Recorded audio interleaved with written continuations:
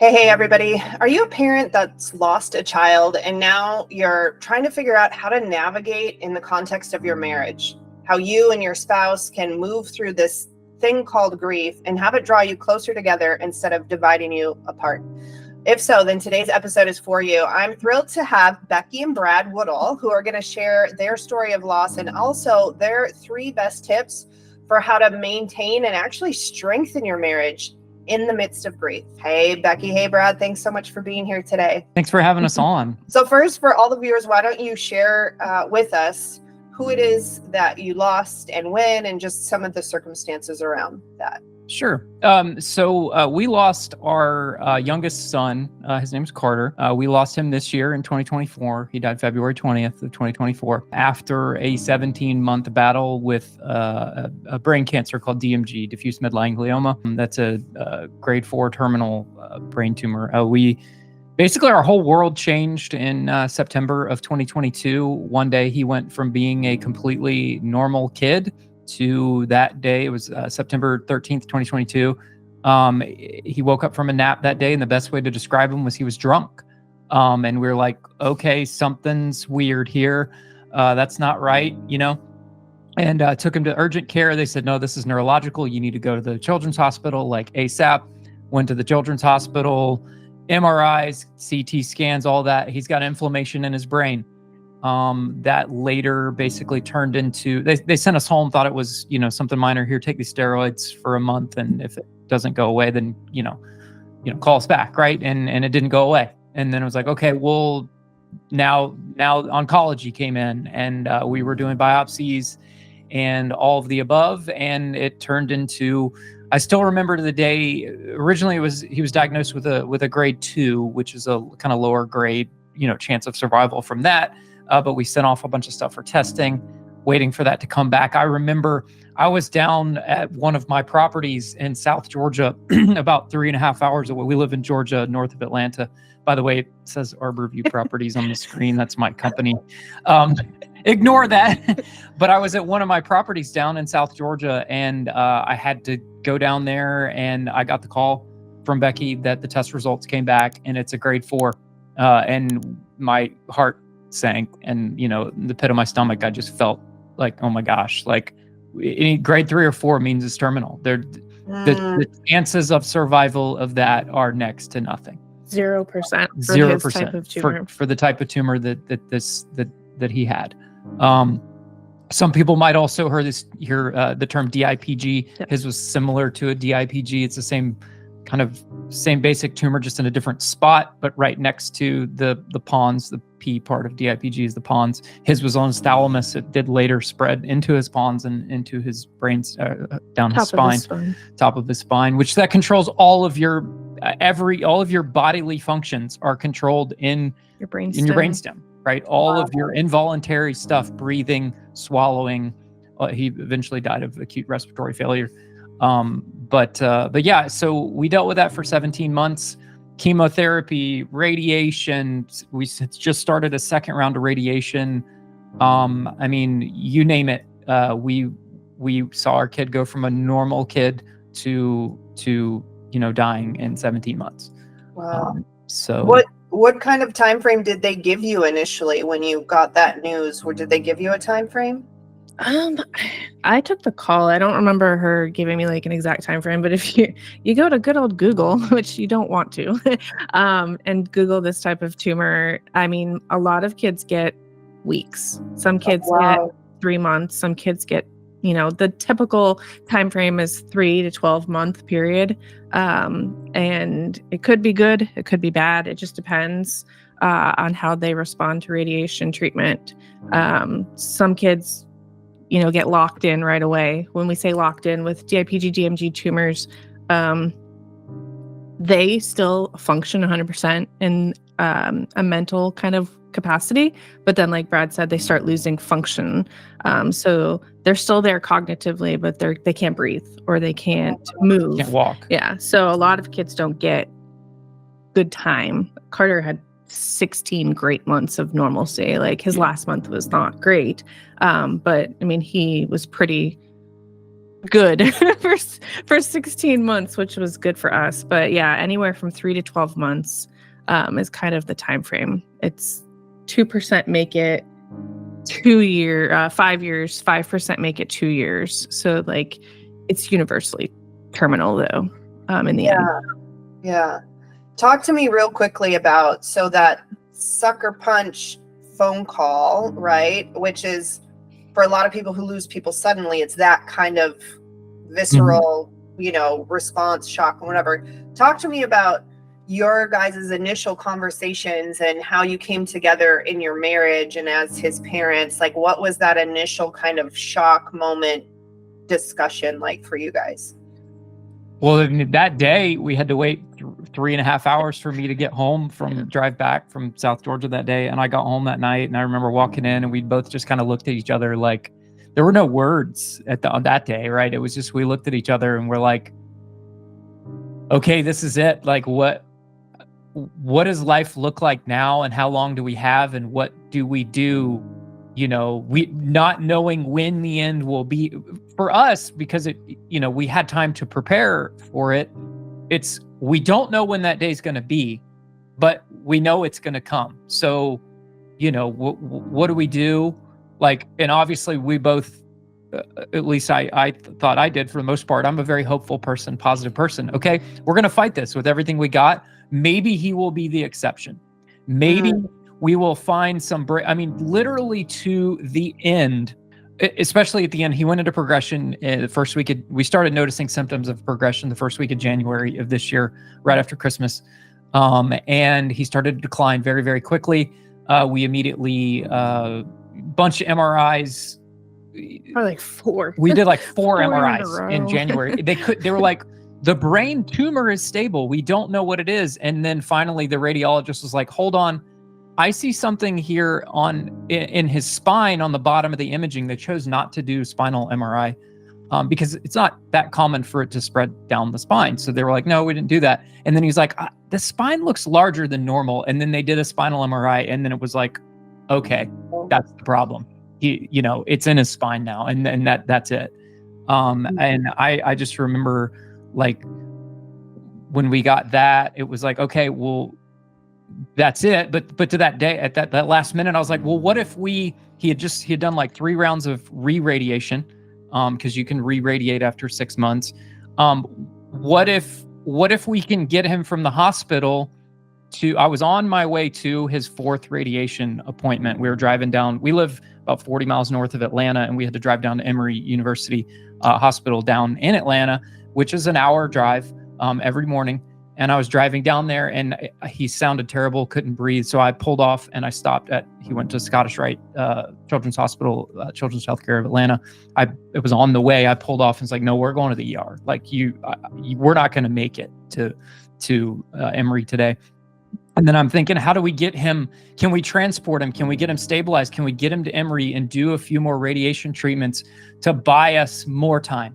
Right? How much time can it buy us? Because there was a trial that was pending, which ironically to this day, it's actually still hasn't been approved yet.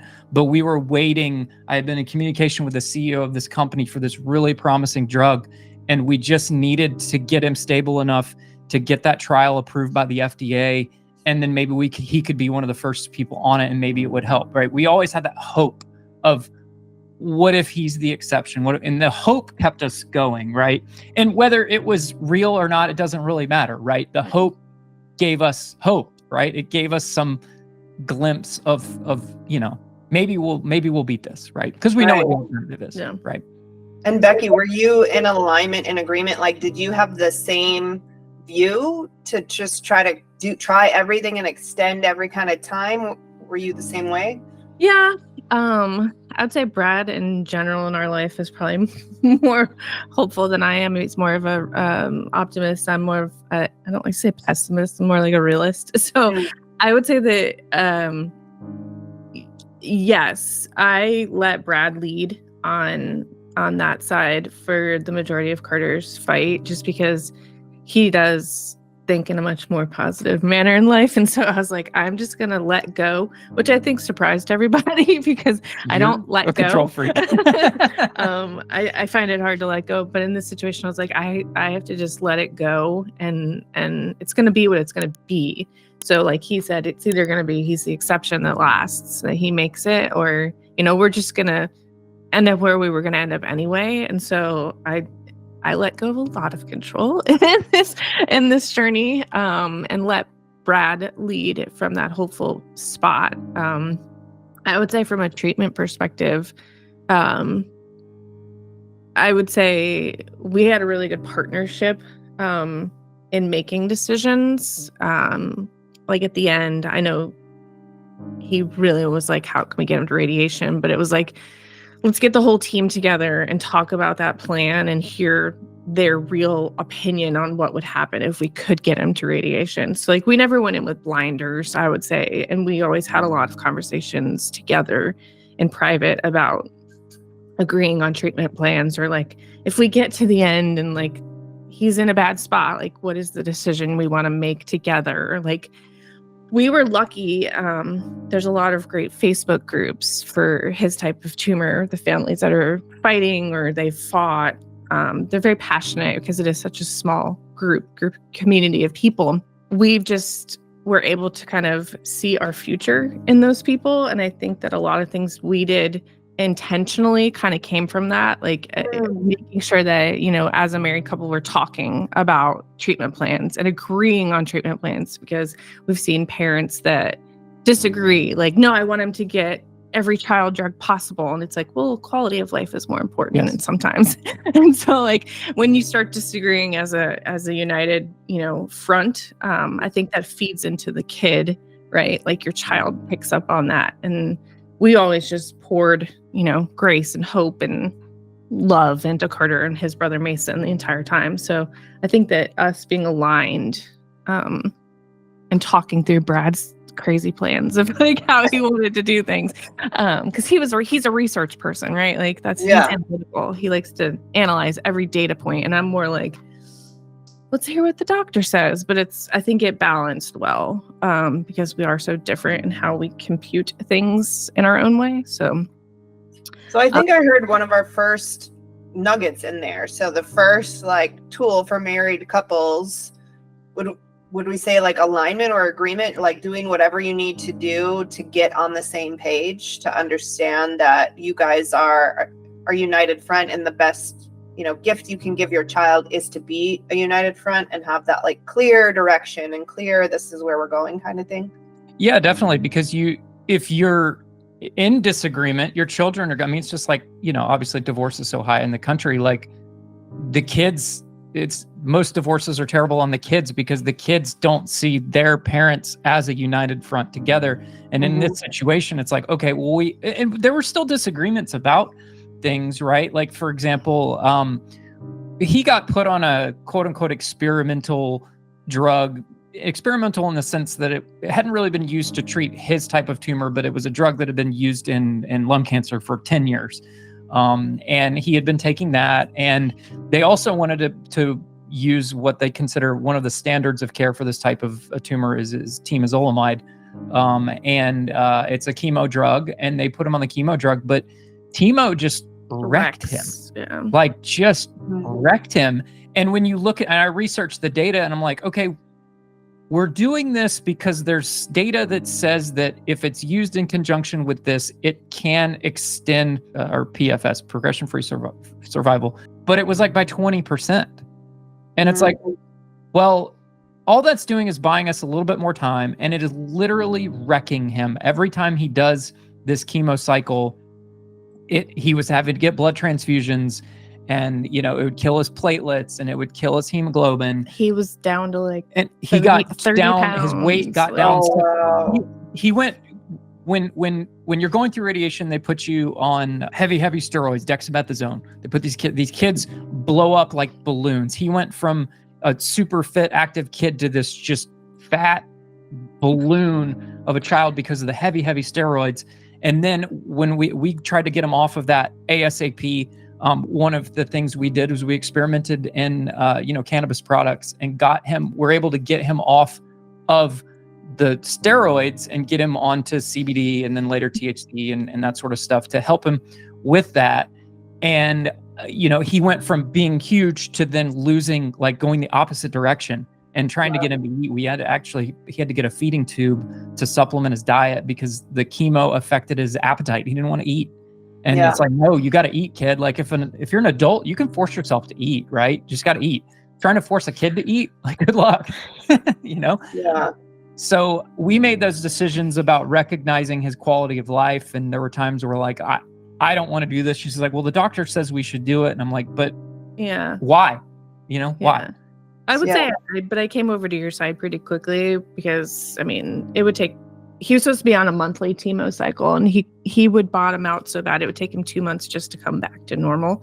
And so finally I was like, yeah, I agree. And we started pushing back on the doctors. Yeah. And they'd be like, no, you need to do it. We're like, nah, we're good. No. Like, same with Keppra. They wanted to put him on Keppra and Keppra made him a monster. So we quickly got off Keppra. Like we wanted to agree because we wanted to advocate the best we could for him. And I think that is probably the best thing we did as a married couple was going into it, saying to each other, we want to be aligned on all decisions.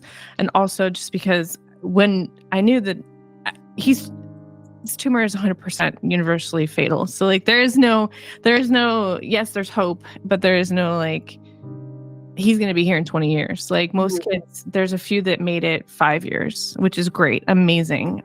Unfortunately, some of them have recently passed because they got secondary cancer from treatment, which is a whole nother childhood cancer story. But one thing that I was like super intentional about was like, I knew the end was eventually going to come and I wanted it to be like no guilt or regrets if we weren't aligned.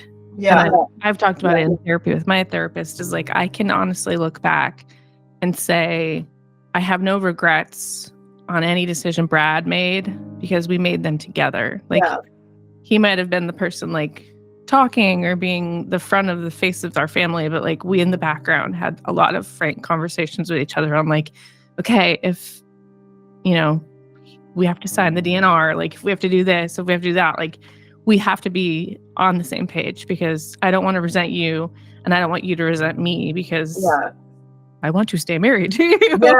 No, that's so huge. And I hear so many couples splitting up because they blame one another for decisions that they made. And also, and I want to ask about this next, after the loss, they have different approaches or styles for grieving and they feel like their way of grieving is right and the other person is either doing it wrong or not supporting them in their grieving or whatever. So can you talk a little bit about just recognizing how you guys approach this differently and how did you respect and honor and make room for your individual ways of approaching this?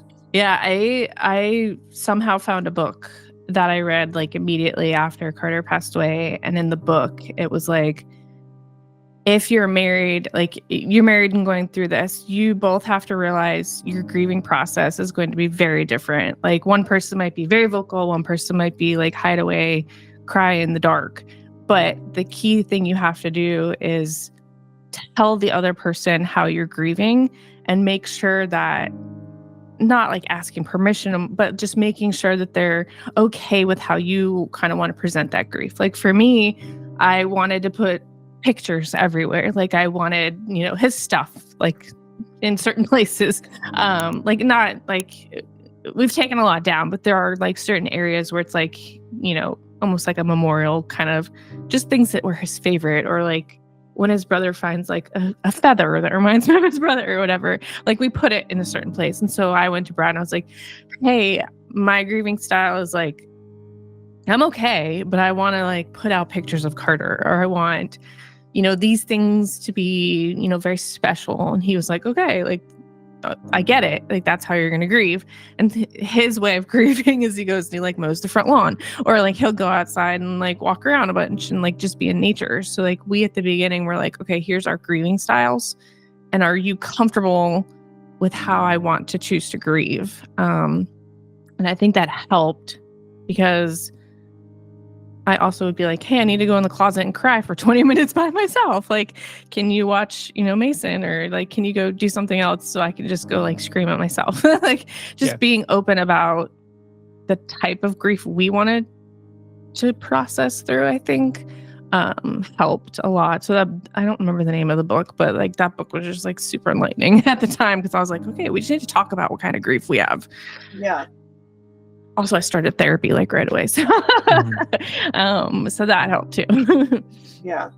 I totally agree. We just respected each other's differences on how we processed it, and didn't have any expectations on one another as to. There was just no expectation set at all of what that was going to look like or how long that was going to take, right? Yeah. If I would recognize like cycles or something, I might say something 6 months later, hey, maybe like, let's think about it this way, but like it in the immediate moment, like you and I, we obviously had a different video that we just did earlier, but it's like that 3 to 6 month period, right? Like just let it do whatever it's going to do, and process it however you're going to process it, right? And we're going to do things differently. We're different. Our minds operate differently. My mind operates a completely different way than hers does. So, I think having grace too, like having grace with each other. Because I also was pregnant. like I was 12 weeks pregnant, just over 15 weeks when Carter passed. So like poor Brad. I mean, I think I handled it pretty good. But like on top of going through something that you can't even wrap your head around, like my child is gone. Like on top of that, you're like super pregnant for the majority of that like first window of grief is even crazier. So it was like, I think he probably extended more grace to me than normal because of the extra added like emotions of that on top of it. So that also I think is key, is just like giving each other that grace of like, there's going to be ugly, awful moments in your journey, and there's going to be really good moments in your journey. Like you're going to be like, oh, it's like we saw a sign today, like I saw like, what I mean, like the things that you're looking for, or there's still capacity for joy too in the journey, but having that grace with each other as a married couple, I think went a long way in our situation, at least. Sure. Yeah, we made the decision to get pregnant during the midst of this, right?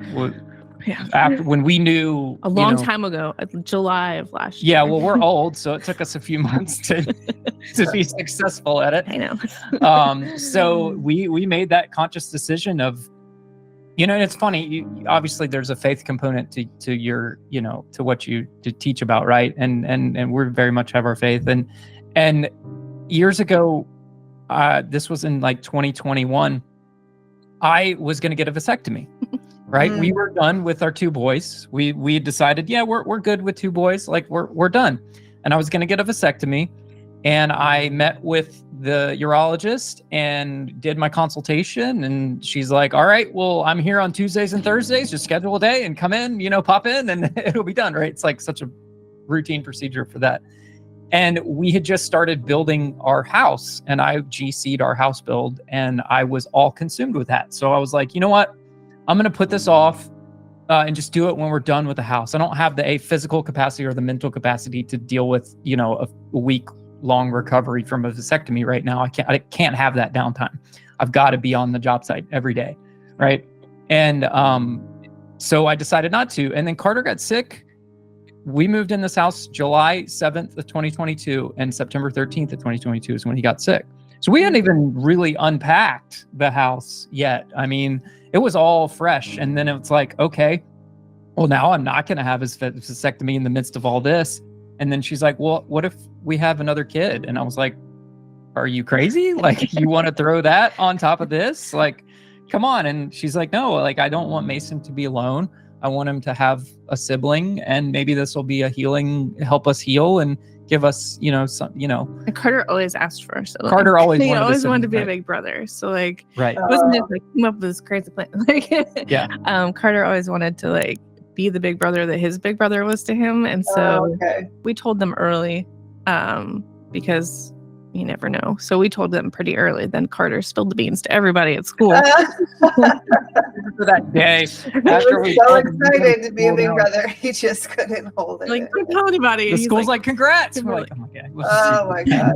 But yeah, no, yeah. So yes, an even more unique perspective is going through it while also trying to, grow and then deliver life at the same time is a very interesting aspect in itself too. I think you guys had such a unique journey and interesting point of view. And something that, as we're chatting, that's striking me is that you individually have your grief recovery journey and process, but then collectively, both as a married couple, but then for your family, right? To decide, to make decisions and create traditions and getting to decide, the legacy and the memory and making sure that because he still is and will always be a part of your family, right? And so, and I know you had mentioned before too, that communication is just so vital and important, along with grace and patience and all that kind of stuff. But can you just touch on, like, as a family, and you guys are still fairly new in this whole process, right? You're at 8 or you're 6 months in. Yeah. 6 7 months.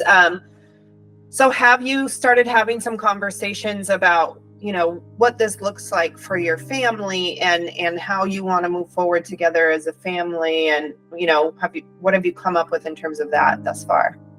Yeah, I think, again, when you're given a terminal diagnosis, whether it's a child or, your husband or whomever, that person close to you, it's almost like a slight, not blessing, like it gives you the opportunity to really carve the path forward, I think. And for us, we were able to make some decisions while he was here on how we would prepare. And then also after he was gone, how, we would support each other, as well as our other son, who's almost 10. But we had them in therapy pretty early on. Before he was even diagnosed as terminal, both children, we started them in therapy just because he was losing capabilities. He was losing abilities, functioning physically. And so we were like, oh, that's a huge impact to a 5-year-old at the time. So like giving him the opportunity to go talk to somebody, but also his brother, because we knew eventually, even when it was a low grade, there's always that chance, right? Like you never know. And so to give his brother the opportunity to create a professional kind of relationship with a therapist, so that he has the space and room to talk about his grief. And then when I read that book after Carter passed, the one thing that really stood out was don't hide your grief as a parent. Because what it does is, for the children that are left earthside, it causes, like, they're so young, they don't know how to process, like, my brother's gone, but my mom doesn't want to talk about it, or like my dad doesn't mention him, or like I'm sad but I don't know how to cry because no one else is crying. And so like in the book, it just talks about how you need to come up with traditions or things to keep that space, because they were best friends. His brother was his best friend, and also to be able to create healthy future adults, right? Like for him to be able to grieve openly and be able to talk about his brother. But yeah, we talk all the time. Yeah, and tradition wise, right? We already had a tradition in that for his birthday every year, we're always at the Outer Banks, North Carolina. It's been a tradition my entire life. So we'll still always continue that tradition. We do like a week with my extended family, 30 plus people in 2 houses. And then we do a week with just our family. So we go up there a week early and get a house with just us. And then we do the second week with the big family. So we'll continue to do that tradition, and we'll continue to, include him and falls have a birthday party for him or whatever, do something in the future we'll always remember him. And there's pictures of him all over the house, and there always will be. And I've thought about, okay, how am I going to tell, like his little sister never knew him, right? But she's going to see him all over the house. So let's talk about brother and tell her all about how great her brother was, and she'll see it. And nowadays with technology, right, we'll show her all the videos of him and his brother and being crazy, right? She'll get to see all that stuff as she grows up. Right? Yeah, but for Mason too, we super included him in everything after Carter passed. So like when we were planning his memorial, like Mason planned probably like 70% of his brother's memorial. So he came, like, we didn't keep him away, like we didn't hide stuff. So like he came with us to the first initial meeting with that, the funeral director, and said like, what do you think he would like from a flower perspective? Like he helped pick things out. Like he made a music playlist. Like he did the picture slideshow. He picked all the toys that went on the table with his brother's, ashes. So like he was very involved in how he wanted to project Carter's legacy to the people in the church that day. So like I think that was healthy. I hope. And then he planned Carter's birthday this year. They did a rocket launch. Him and my dad planned a 7 rocket launch. So like he gets very excited to plan things that memorialize his brother. And then when Carter was passing, we told him to play tricks on us. So like not just come visit, because he was kind of our mischievous child. So we were like, hey, when you come see us, like come play tricks, like move your brother's stuff, or like, do silly things. Yeah. So like Mason his brother is always looking for the tricks. So like something will be in the wrong spot and he'll be like, oh my God, Carter came and moved my truck, or like whatever. And so we've made it like fun for them. Almost. Yeah. They had a fun relationship. So it was like, we look for signs, but then we also look for the tricks. Like if something falls in a different room, Mason's like, oh, Carter's throwing my stuff around or something. Yeah.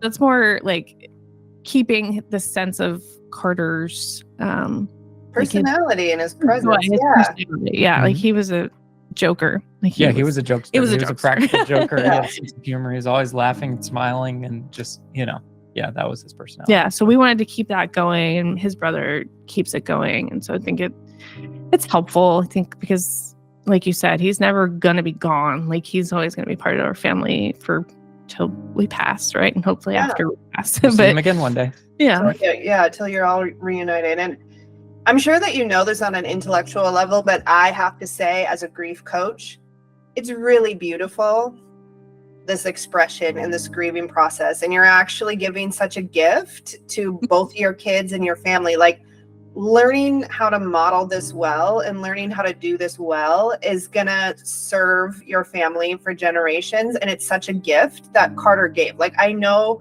we all would have written this story differently, but the story that is unfolding for you will bless and serve your family for generations to come. And so I commend you for leaning into it in this way. And I know both your kids are going to be so blessed by having to have these experiences, because we don't, as a culture, as a society, we do not do this well. We do it all the wrong way, and it sets the stage for other problems and depression and addiction, all these things. So modeling and learning how to do it well as a family is, because they'll face grief later in life, right? Like other people will pass and whatever, but they are learning at such a neurologically impressionable age how to tackle this holistically and how to express your emotions and come together as a family. So it's just beautiful. Just kudos to you guys. So, Thank honored to hear your story. That's all Carter. He hated crying, hated being sad. Like he would, in treatment, like while he was fighting, he would be like, this didn't come from us. I don't know where this came from. Like Carter was emotionally more than what a normal 5-year-old, 6-year-old was. And so he would look at me and he'd be like, I don't want to be sad, but I have to let my emotions out. And I'd be like, okay. He's like, I just want to cry for like 5 minutes and then we'll be fine. And I'm like, all right. So like him and I would sit there, and we would both just cry for like 5 minutes, and he'd be like, okay, I'm good. Let's move on. And he would just go about whatever he was doing. Like the way he would just quickly openly grieve and then just go back to being happy, like, okay, I'm fine now, I got it out. Like that's kind of we took that cue from him. Mm-hmm. And then I was actually watching this TV show. And there was a line in this TV show that just like smacked me in the face, like if this wasn't like God working with one of his signs. But after Carter passed, I was watching this show and I was running one day, and one of the lines was like, he had lost his wife in the show, and they were like, you can either stay in this like dark hole or you can live forward for her.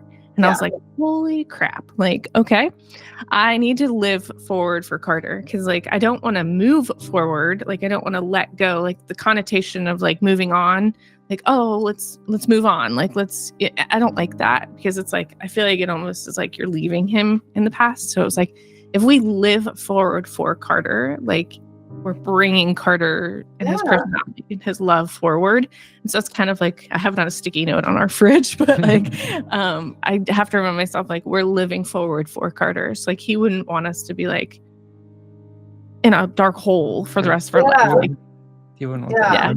Like, and with Carter, with Carter, you're moving forward for Carter, exactly. And with Carter, I think that's a lot of the like work that I do with people, is that we don't leave our children behind. We bring them with us forward. We infuse them into our traditions and our holidays and all these things. And he plays tricks, and there's signs, and there's a bunch of ways that they're still around us and we're still connected to us. It's just that we have to learn to look for those things and relate to those things and connect to those things, because their physical body isn't there to be a blatant, obvious sign of their presence, right? So it's just a new way of relating and staying connected and all that kind of stuff. I appreciate you both so much for being a shining example. I'd like to like wrap up, and so again, if parents are in your situation, either on like the diagnosis side, navigating that, or they've lost a child, if you could give either one best advice or word of encouragement, like what is the thing that parents just need to hear and need to know when they're in that place? Well, I talked about the hope earlier, right? If you've got this diagnosis and you see this terminal diagnosis, right? You know, the logical, rational person would say, well, statistically, he's not going to make it, right? You're absolutely right. But don't think about that. Just think about the hope and think about the next thing. Like, that gave me the energy to like keep moving forward. Like, oh, maybe we'll find this, or maybe a month from now there'll be some new revolutionary treatment that comes out, right? Maybe that will happen. That'll be great, right? I always thought about what that would look like if that happened, right? How do we get to the next step? And that kind of helped me push forward through this. So hang on to the hope. Meditate, focus on the hope, right? We can choose where to focus, and we focus on the hope. Yeah, I would say, if you can, we were lucky and we could, forget the stupid things, right? Like, focus on the most important things, which is going to be like your family and your kids. Obviously for us, it was focusing on Carter and his brother, and, giving them, memories and things, and still celebrating life with them, as we kind of worked through, what his diagnosis meant. And then even after he passed, still with Mason, like giving him, memories and good things in his life, because it's ugly and grief sucks and you're never going to be the same ever again in your life, but you can still find the joy and the beautiful things in the midst of like the bad, I think. Yeah, 100%. I agree. You're never going to be the same, but that doesn't mean that you have to be a lesser or broken version of you. You're fundamentally changed, but the beauty of that is a lot of the new you that emerges on the other side, you get to decide, right? Like how that person reemerges and contributes to the world. Like even in this video, you guys, like, I don't know how many people will watch this video. I don't know how many families will be encouraged and blessed and strengthened by your testimony, but that is a little mark of Carter's goodness in the world, that like, because this awful thing happened, like we're here having this conversation and other people's lives are going to be impacted for the good. And those are the things that we hang on to. Those are the things that we don't lose sight of, because it's not all in vain, right? Like it's not just pain and hard and whatever. There are good things that can come out of the painful things. And you guys just demonstrate that beautifully. So again, thank you so much. You're welcome. We hope that this video was helpful to you. If you hear nothing else, I hope that you hear hope, right? I hope that you hear the possibility of hope, even if you're facing a tough circumstance, and even if you do, lose a child, that you have hope for healing and hope for a brighter future and hope for brighter days ahead. If you get nothing else out of this video, I hope you get that. Like always, for this and other tips, tools, and resources, be sure to subscribe to the channel and check out some other videos. Until next time, guys, we will see ya.